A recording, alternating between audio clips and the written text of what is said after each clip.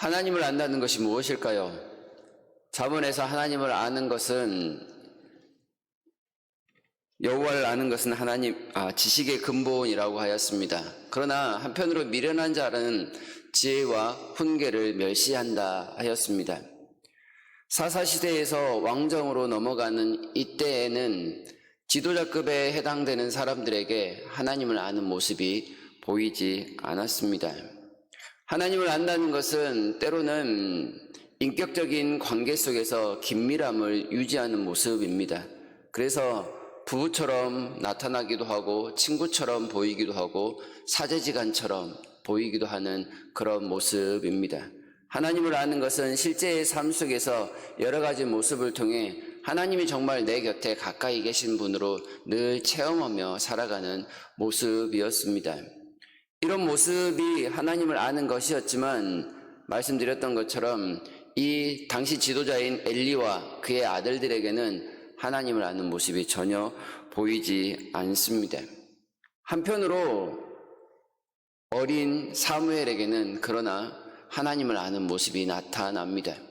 지도자들을 보면 암울하였지만 이 어린 사무엘을 보면 사람들의 마음은 그나마 위안을 받는 그런 모습, 그런 상황이었습니다. 그래서 오늘 본문을 읽으면서 이렇게 질문을 하고 싶습니다. 과연 우리는 얼마나 하나님을 잘 알고 있는가라고 말입니다. 오늘 이 본문은 분명히 엘리와 그의 아들들에 대한 내용이 한편, 그리고 사무엘의 어린 모습에 대한 한편으로 두 부분으로 나뉘어 있습니다. 이 모습 속에서 우리가 하나님을 정말로 인격적인 관계 속에서 알고 있는지 스스로에게 자문해보는 시간이 되었으면 좋겠습니다. 먼저 엘리의 아들들입니다. 이들은 한마디로 하나님을 알지 못합니다. 12절과 17절에서 연거푸 두 번에 걸쳐서 하나님을 알지 못하는 이들의 행위에 대해서 기록하고 있습니다. 이들이 누구입니까? 제사장입니다. 요즘으로 말하면 목사와 비슷한 위치에 있었습니다. 하나님을 잘 아는 직분입니다. 그리고 또한 하나님을 어느 누구보다도 잘 알아야 하는 사람들입니다.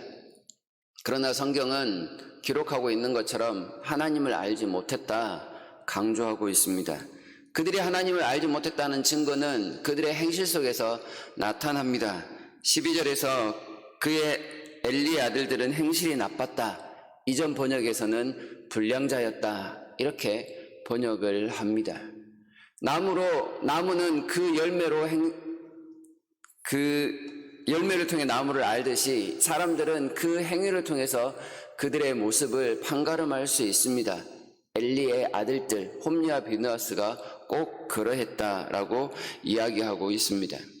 이 홈리와 비느하스의 모습은 누가 우선순위인가 라는 문제에 대한 대답처럼 보입니다. 제사장의 아들들이요 제사장들이었지만 이들에게 우선순위는 하나님이 결코 아니었습니다. 자기 자신이었습니다. 그들의 악한 행위는 3살 갈고리로 요약이 됩니다. 재물을 탈취하는 모습이었습니다. 제사장들에게는 그들에게 할당된 마땅한 재물의 한 부분들이 있었습니다.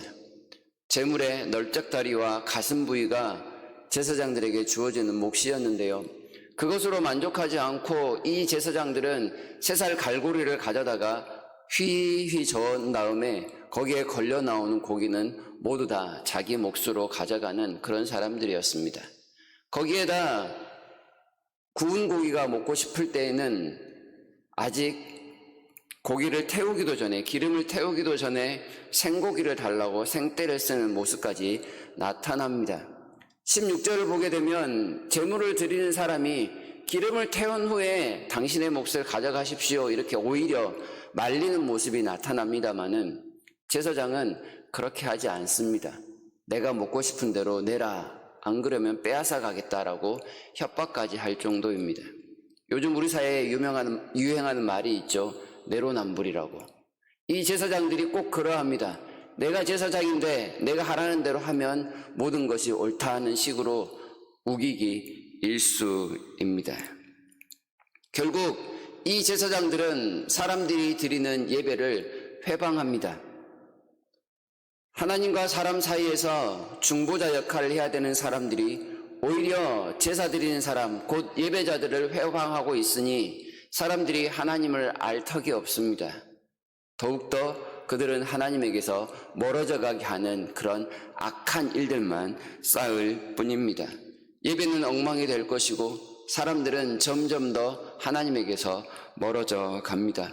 그로 인한 고통은 결국 백성들이 다 짊어지고 가야 할 몫이 되어버리고 말았습니다. 반면 사무엘은 오늘 본문에서 18절과 21절을 보면 여호와 앞에서 자라가고 있다라는 말을 합니다. 그는 아직 어린 소년에 불과했습니다. 그러나 세마포 에봇을 입고 여호와 앞에서 섬겼다라고 18절에서 이야기합니다. 엘리의 아들들, 제사장들에게 비교하면 이 사무엘은 정말 아무것도 아닌 사람입니다. 제사장 출신도 아니었고 나이도 어렸고 하나님에 대한 지식도 아마 많이 부족했을 것입니다. 그러나 현직 제사장들은 엉망으로 행실을 보이고 있는 반면에 어린 사무엘은 옷을 정갈하게 차려입고 하나님 앞에서 온전히 섬기는 모습을 지금 보이고 있습니다. 그리고 더 나은 것은 하나님 앞에서 계속해서 자라가고 있었다라는 희망적인 메시지를 보여주고 있다는 뜻입니다. 사무엘의 이런 행위는 무엇이 먼저인가에 대한 대답처럼 보입니다. 사무엘에게 우선순위는 자기 자신이 아니었습니다. 자기의 유익도 아니었습니다. 그에게는 하나님께서 자신에게 주신 사명이 우선이었습니다. 분명히 이 엘리의 아들들과 차이를 보이고 있습니다.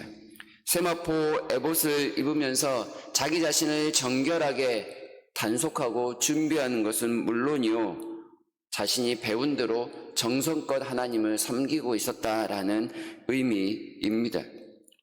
이런 사무엘을 그의 어머니 한나와 그리고 엘가나가 매년 제사 때마다 올라와서 작은 겉옷을 지어 왔다 합니다. 이렇게 사무엘의 부모가 왔을 때 엘리가 한나에게 한 번 더 축복을 합니다. 맏아들은 하나님을 섬기고 있으니 다른 이들로 말미암아 당신들을 섬길 수 있게 하겠다라는 그런 축복이었죠. 그리고 그 결과 삼남이녀의 아들이 더 태어나게 되는 복을 누리게 됩니다. 엘리의 아들들은 사람들에게 복을 마치 가로채는 것처럼 회방하는 모습을 보이지만 사무엘이 하나님 앞에 잘 섬기니 그의 가족은 훨씬 더 풍성하고 풍요로운 그런 하나님의 복을 받는 것으로 나타납니다. 하나님께서 잘 섬기는 사무엘로 말미암아 그의 가족들을 긍휼히 여기셨다, 이렇게 말씀드릴 수가 있는 것이지요. 한 사람이 하나님 앞에 바로 서면 그와 그 주변에 있는 사람들까지 함께 복을 받는 모습으로 설명할 수 있을 것입니다. 이렇게 엘리의 아들들과 사무엘을 비교한 다음에 17절에서는 엘리의 아들들을 가리켜 소년이라고 표현합니다.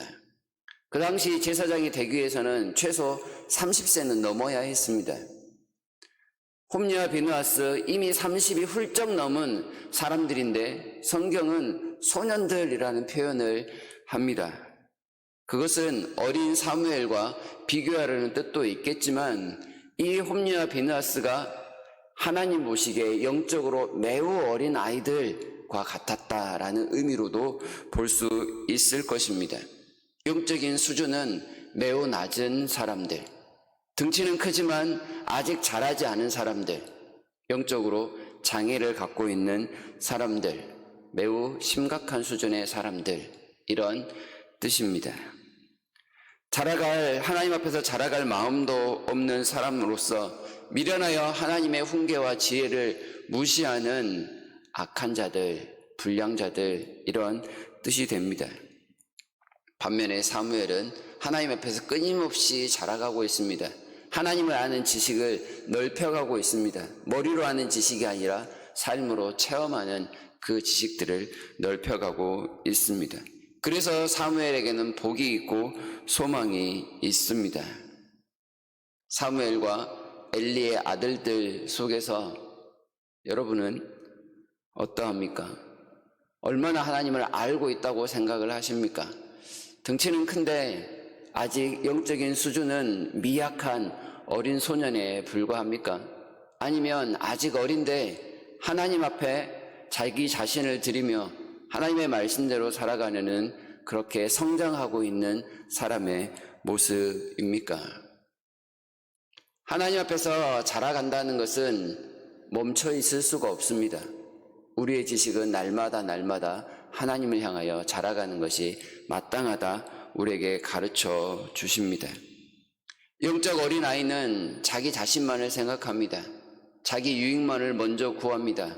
그러나 어리지만 영적인 수준에서 높은 사람들은 하나님의 말씀을 먼저 생각하고 하나님께 받은 사명을 먼저 생각합니다. 사무엘처럼 말이죠. 아직 우리에게 부족함을 느끼고 있다면 그것은 자라갈 기회가 충분히 있다라는 다른 뜻이 될 것입니다. 말씀을 통해서 우리의 부족함을 스스로 발견하는 시간이 되었으면 좋겠습니다. 하나님 앞에 더욱더 자라가게 해달라고 기도하는 이 아침이 되었으면 좋겠습니다. 혹시나 우리 자신만 각자만이 알고 있는 악한 행실이 있다면 그것을 다 내어버리고 하나님 앞에 긍휼을 구하면서 살아갔으면 좋겠습니다. 하나님과 더 긴밀한 인격적인 관계 속에서 하나님을 구하고 하나님 앞에서 더 큰 은혜와 복을 다른 이들에게까지 끼치는 그런 넉넉한 삶으로 오늘을 살아가시기를 진심으로 바랍니다.